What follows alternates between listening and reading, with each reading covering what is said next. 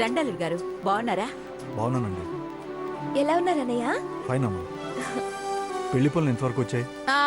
మా ఇంటి వెనక వరకు వచ్చాయి. మీరు వచ్చారుగా, ఇక ముందుకొచ్చేస్తాలేండి. ఏంటా మాటలు?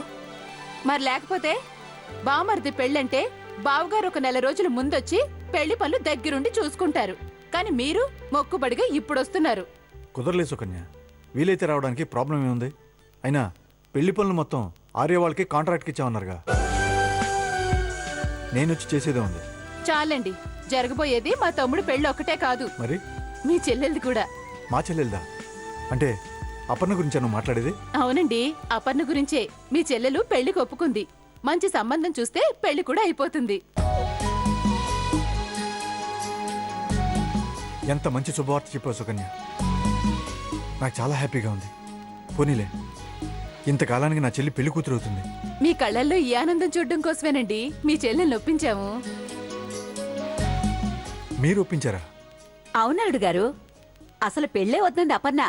మేమే కాళ్ళ వేళ పడి కష్టపడి మరీ ఒప్పించాం. కాళ్ళంటే అమ్మ దృష్టిలో చేతులండి.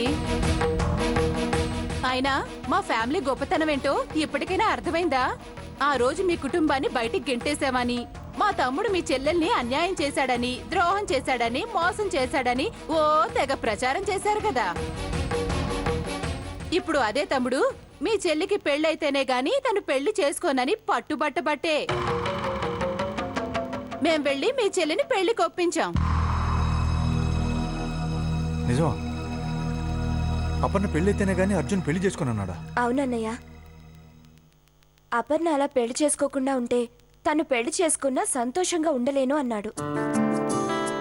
తనకు పెళ్ళయ్యి తనకు ఓ జీవితం వస్తే తను సంతోషంగా ఉంటుంది, అప్పుడు మనము సంతోషంగా ఉండొచ్చని బలవంతంగా అత్తయ్యని వదిన్ని ఒప్పించి వీళ్ళని అపర్ణ దగ్గరికి పంపించి పెళ్లికి ఒప్పించేలా చేశాడు. ఏమో అనుకున్నాను.